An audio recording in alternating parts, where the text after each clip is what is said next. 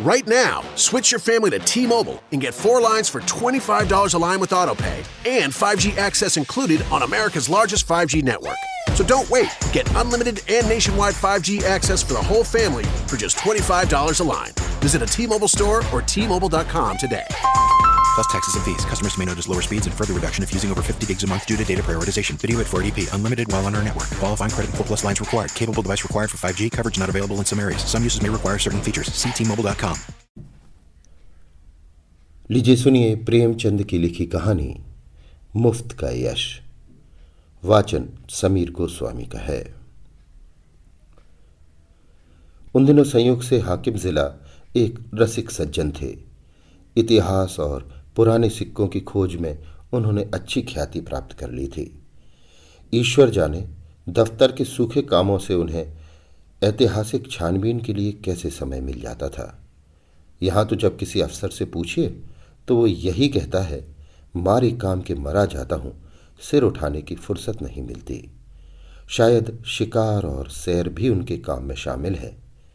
उन सज्जन की कृतियां मैंने देखी थी और मन में उनका आदर करता था, लेकिन उनकी अफसरी किसी प्रकार की घनिष्ठता में बाधक थी।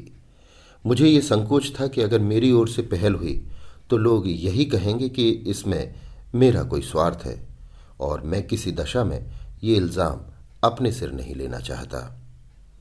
मैं तो हुक्काम को दावतों और सार्वजनिक उत्सवों में न्योता देने का भी विरोधी हूँ, और जब कभी सुनता हूँ कि किसी अफसर को किसी आम जलसे का सभापति बनाया गया या कोई स्कूल, औषधालय या विधवाश्रम किसी गवर्नर के नाम से खोला गया, तो अपने देश बंधुओं की दास मनोवृत्ति पर घंटों अफसोस करता हूँ।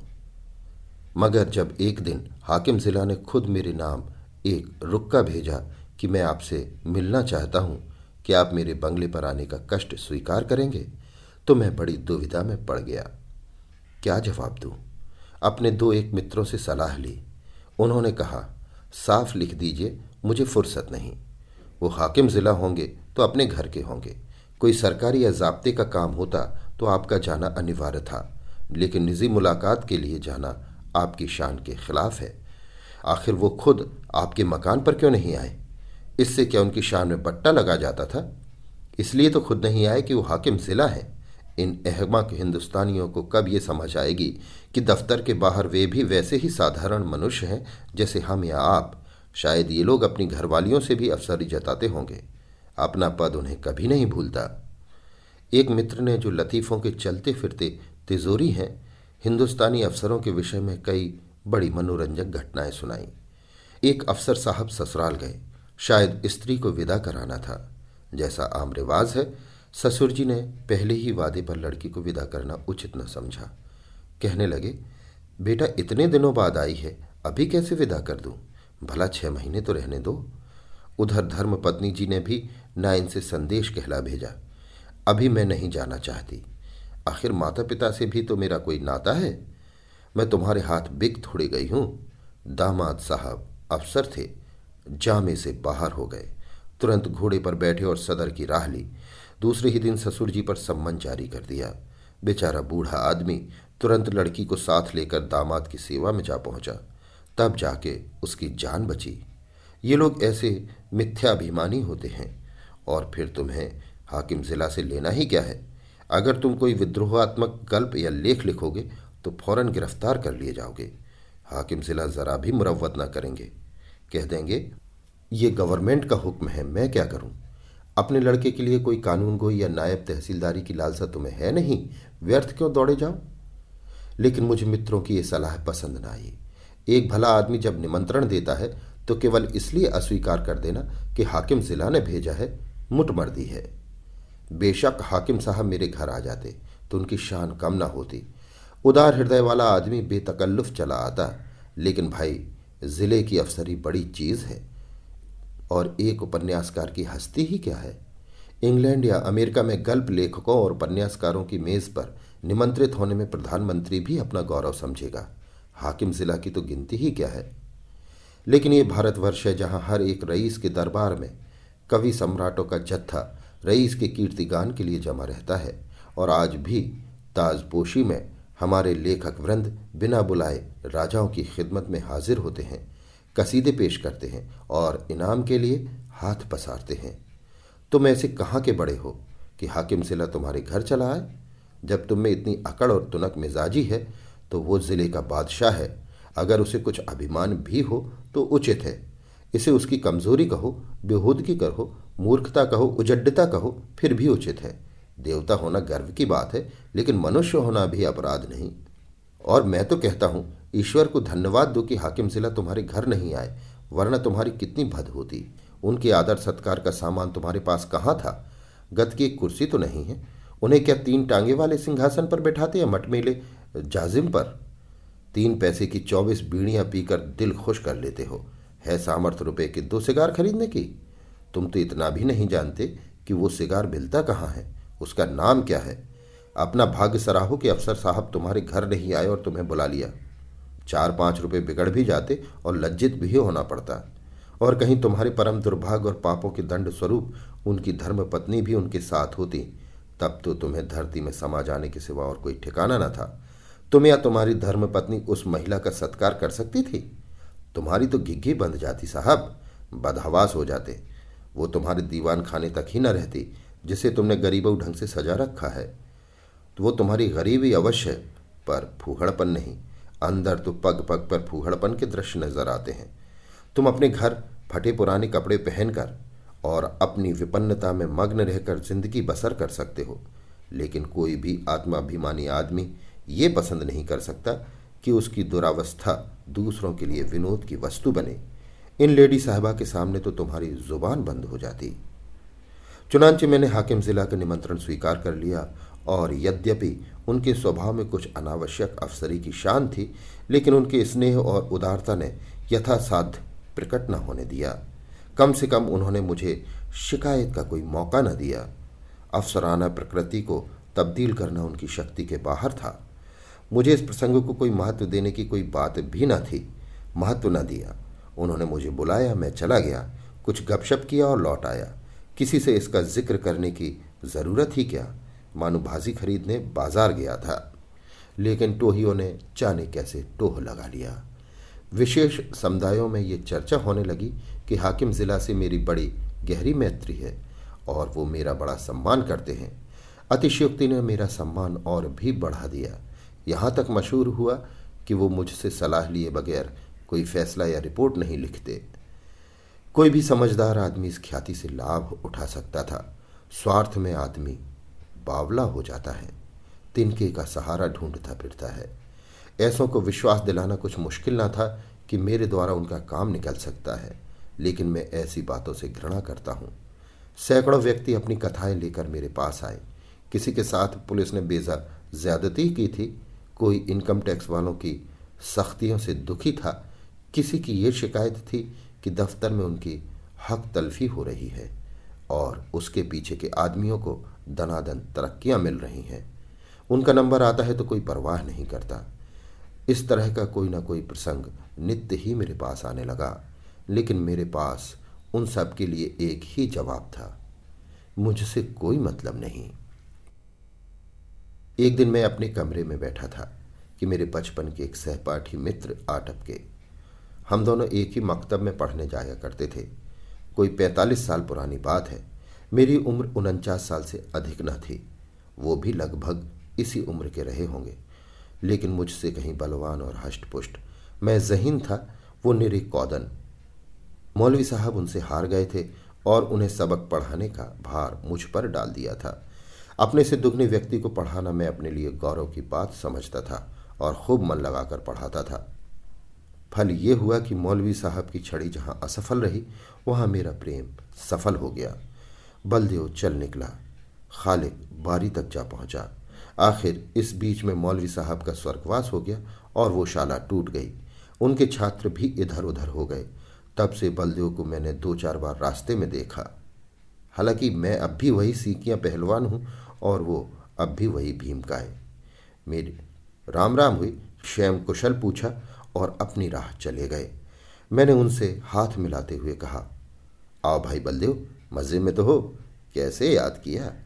क्या करते हो आजकल? बलदेव ने व्यथित कंठ से कहा, जिंदगी के दिन पूरे कर रहे हैं भाई, और क्या। तुमसे मिलने की बहुत दिनों से इच्छा थी। याद करो वो मकतब वाली बात, जब तुम मुझे पढ़ाया करते थे। तुम्हारी बदौलत 4 अक्षर पढ़ गया और अपनी जमींदारी का काम संभाल लेता हूँ, नहीं तो मूर्ख ही बना रहता। तुम मेरे गुरु हो भाई। सच कहता हूँ, मुझ जैसे गधे को पढ़ाना तुम्हारा ही काम था। ना जाने क्या बात थी कि मौलवी साहब से सबक पढ़कर अपनी जगह पर आया नहीं कि बिल्कुल साफ। तुम जो पढ़ाते थे वो बिना याद किए ही याद हो जाता था। तुम तब भी बड़े ही हृदयहीन थे। ये कहकर उन्होंने मुझे सगर्व नेत्रों से देखा।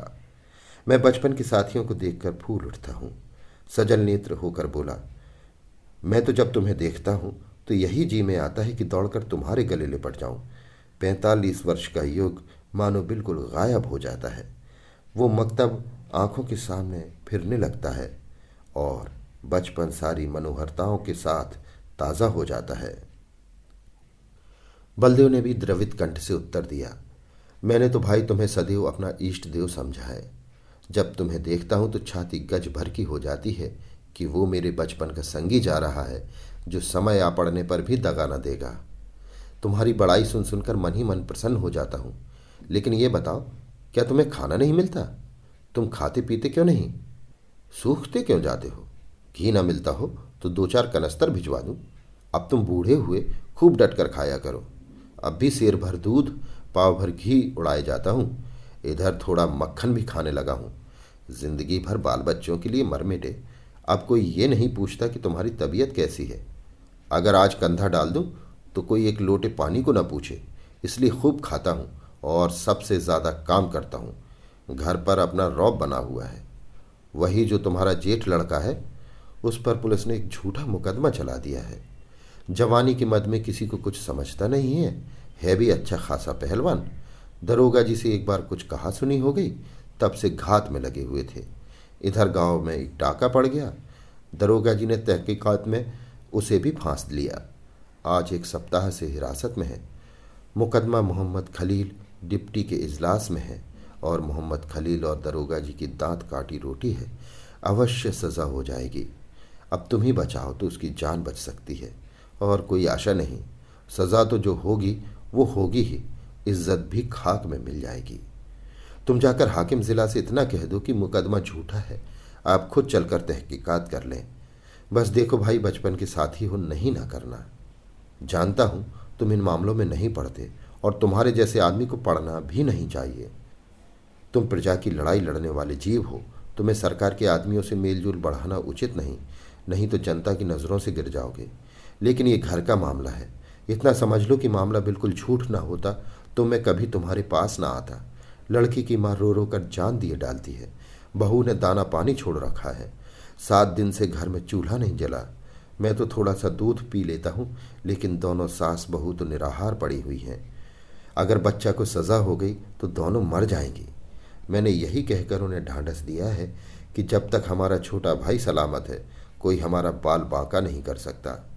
तुम्हारी भाभी ने तुम्हारी एक पुस्तक पढ़ी है, वो तो तुम्हें देवतुल्य समझती हैं, और जब कोई बात होती है तुम्हारी नज़ीर देकर मुझे लज्जित करती रहती हैं। मैं भी साफ कह देता हूँ, मैं उस छोकरी की सी बुद्धि कहाँ से लाऊं?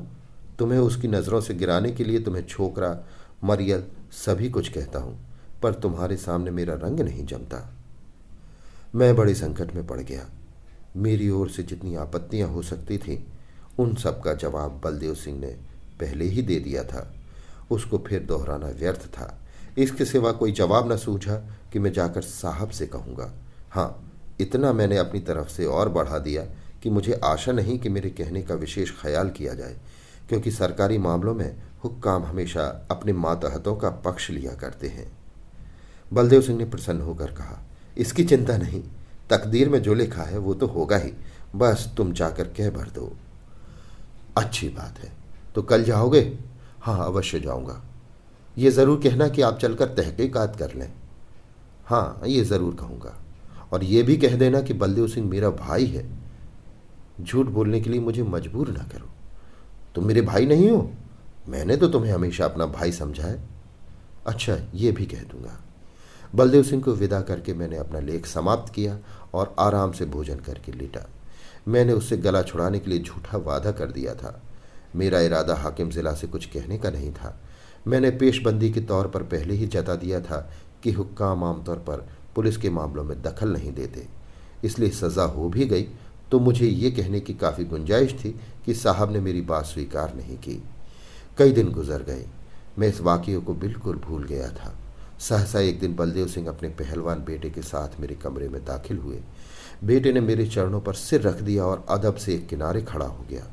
बलदेव सिंह बोले, बिल्कुल बरी हो गया भैया।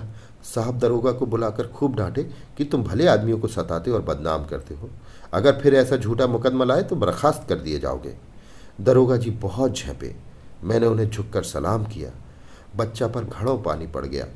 वो तुम्हारी सिफारिश का चमत्कार है भाईजान। अगर तुमने मदद ना की होती तो हम तबाह हो गए थे। ये समझ लो कि तुमने 4 प्राणियों की जान बचा ली। मैं तुम्हारे पास बहुत डरते डरते आया था। लोगों ने कहा था उसके पास नाहक जाते हो, वो बड़ा बेमुरव्वत आदमी है, उसकी जात से किसी का उपकार नहीं हो सकता। आदमी वो है जो दूसरों का हित करे, वो क्या आदमी जो किसी की कुछ सुने ही नहीं। लेकिन भाईजान मैंने किसी की बात न मानी। मेरे दिल में मेरा राम बैठा कह रहा था, तुम चाहे कितने ही रूखे और बेलाग हो, लेकिन मुझ पर अवश्य दया करोगे। ये कहकर बलदेव सिंह ने अपने बेटे को इशारा किया। वो बाहर गया और एक बड़ा सा गट्ठर उठा लाया जिसमें भांति भांति की देहाती सौगातें बंधी हुई थी। हालांकि मैं बराबर कहे जाता था, तुम ये चीज़ें नाहक लाए, इनकी क्या ज़रूरत थी, कितने गंवार हो, आके ठहरे देहाती। मैंने कुछ नहीं कहा, मैं तो साहब के पास गया भी नहीं। लेकिन कौन सुनता है, खोया, दही, मटर की फलियाँ, अमावट, ताज़ा गुड़ और जाने क्या क्या आ गया। मैंने कहने को तो एक तरह से कह दिया, मैं साहब के पास गया ही नहीं, जो कुछ हुआ खुद हुआ, मेरा कोई एहसान नहीं। लेकिन उसका मतलब ये निकाला गया कि मैं केवल नम्रता और सौगातों को लौटा देने का कोई बहाना ढूंढने के लिए ऐसा कह रहा हूँ। मुझे इतनी हिम्मत न हुई कि मैं इस बात का विश्वास दिलाता। इसका जो अर्थ निकाला गया वही मैं चाहता था। मुफ्त का एहसान छोड़ने को जीना चाहता था।